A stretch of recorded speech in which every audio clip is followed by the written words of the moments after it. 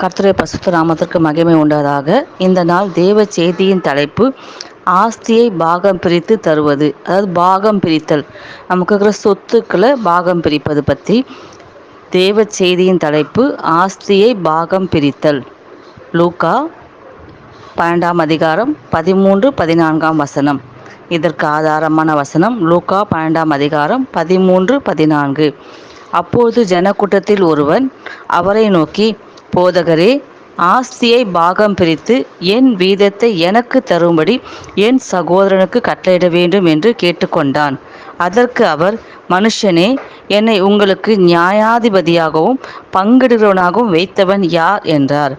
ஏசப்பா ஊழியம் செய்த நாட்களை பார்த்தீங்கன்னா, அவர் எந்த இடத்துக்கு ஊழியத்துக்கு போனாலோ, எந்த இடத்துல பிரசங்கம் பண்ண போனாலோ, ஜனக்கூட்டம் அவரை வந்து நெருங்கி ஏவுவாங்க. அதை நிறைய பேர் அவர் அற்புதம் செய்வார், அவர் வியாதியஸ்தை சுகமாக்குவார், அவர் எனக்கு இப்போ மறு உத்தரவு கொடுப்பாரு, அவர்கிட்ட தான் நான் ஒரு நன்மையை பெற்றுக்கொள்வேன் அப்படின்னு ஒரு எதிர்பார்ப்போடு ஜனம் அவரை சூழ்ந்திருக்கும்.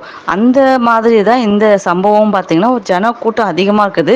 அதில் ஒருத்தர் தான் சொல்கிறார், போதகரே, என் ஆஸ்தி எனக்கு பிரித்து கொடுக்கும்படி என் சகோதரருக்கு என்ன பண்ணுங்க, போய் கட்டளை இடுங்க. அதுக்கு அவர் சொல்கிறாரு, உங்களுக்கு பாக பிரித்து கொடுக்கறதுக்கு நியாயாதிபதியாகவும் என்னை வந்து பங்கிடுறாலும் யார்ப்பா உனக்கு வச்சது?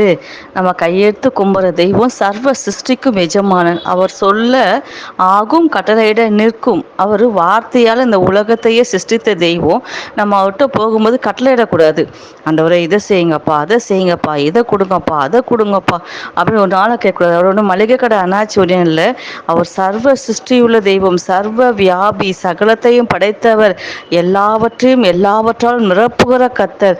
வானம் அவரது சிங்காசனம், பூமி அவருடைய பாதபடி, அகில உலகத்தையும் ஆள்கிற தெய்வம். நம்ம அவர்கிட்ட போய் நின்று, அப்பா இதை செய்யுங்கப்பா, அதை செய்யுங்கப்பா, இதை கட்டளை இடுங்கப்பா, அப்படி பண்ணி கொடுங்க, இப்படி பண்ணி கொடுங்க, போதகரே நீர் எனக்கு பங்கிட்டு கொடுங்க, அதை சகோதரருக்கு போய் கட்டளை இடுங்க, இந்த மாதிரிலாம் நம்ம ஒரு நாளும் அவருக்கு போய் அதிகாரப்படக்கூடாது. நம்ம அவர்கிட்ட போகும்போது தாழ்மையாக இருக்கணும். சொத்தை பிரித்து கொடுக்கறது அப்படின்னா உறவுகளை பிரிச்சுற மாதிரி. நிறைய நிலத்து பாருங்களேன், நிறைய எக்கச்சக்கமான சொத்து. அந்த காலத்தில் ஆடு மாடுகள் சொத்தாக இருந்துச்சு. ஆபிரகாமும் லோத்தும் இந்த செல்வம் பூமி தாங்க முடியாததுனால தான் லோத்து ஒரு பக்கம் பிரிஞ்சு போயிடாரு, ஆபிரகாம் ஒரு பக்கம் பிரிஞ்சு போயிடாரு. இதே போல் சொத்துக்கள் அதிகமாக இருந்துச்சு. ஏன் இஸ்ரவேல் மக்களை நீங்கள் எடுத்து பார்க்குவாங்களேன், 12 கோத்திரத்துக்கும் அந்த கானான் தேசத்தை பங்கிட்டு கொடுக்க சொல்லி கர்த்தர் ஜோஷுவா கிட்ட சொல்கிறாரு. அப்போ அவர் என்ன பண்ணுறாரு, நூல் போட்டு ஒவ்வொரு இதையும் பங்கு போட்டு கொடுத்தாரு. ஆனால் லேவியர்களுக்கு கர்த்தர் சொத்து கொடுக்கல, சுதந்திரமும் கொடுக்கல. கர்த்தர் சொல்கிறாரு, எப்பா நான் தான்ப்பா உனக்கு சொத்து, நான் தான்ப்பா உனக்கு சுதந்திரம். 11 கோத்திரத்துக்கும் கிடைக்காத ஒரு மிகப்பெரிய பாக்கியம் லேவிய கோத்திரத்துக்கு கிடைச்சிது. ஏன்னா அவங்க தேவனை, அவருடைய பனிமுட்டுக்கிற அவருடைய உடன்படிக்கையை பெட்டிய தோலை தூக்கி சுமந்ததுனால அந்த சராசரியத்தை படைத்த தெய்வமே அவங்களுக்கு சொத்தா சுதந்திரமாக இருந்தார்.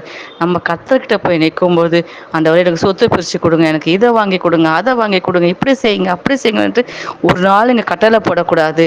கர்த்தருக்கு முன்பாக மன தாழ்மையாக நடக்கணும்.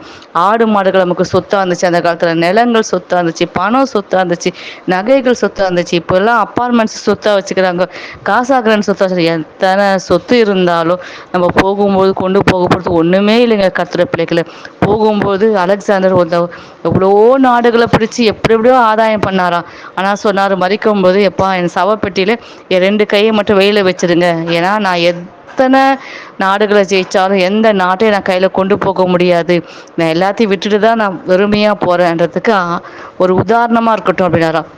இந்த உலகம் முழுக்க என்னத்தை ஆதாயம் பண்ணு, உன் ஆத்மாவை நஷ்டப்படுத்தலாம், ஒன்றுமே லாபமே இல்லை. அதனால் எத்தனை கோடி சொத்துக்கள் சேர்த்தாலும் மன உளைச்சல், மன அழுத்தம், மனப்பதட்டம் இதுதான் வருவாங்கண்டி. அந்த சொத்துக்களால், அந்த வீடால், அந்த பணத்தால் எந்த அளவுக்கு நிம்மதி இல்லை. எவ்வளோக்குள்ள சொத்து சேர்க்குறோமோ அவ்வளோக்குள்ள நமக்கு ஒரு ரொம்ப என்ன சொல்கிறது, ஒரு சமாதானத்தை நம்ம இழந்து போயிடுவோம். நமக்கு இருக்கிற பெரிய சொத்து நம்ம கையெடுத்து கும்பிட்ற தெய்வம் ஆண்டவராக இயேசு கிறிஸ்து தான். ஆனால் அவர்கிட்ட போயிட்டு அந்த மனுஷன் கேட்டார், ஆண்டவரே நீங்கள் எனக்கு ஆஸ்தியை பிரித்து கொடுங்க, நீங்கள் போய் என் சகோதரருக்கு போய் கட்டளை இடுங்க.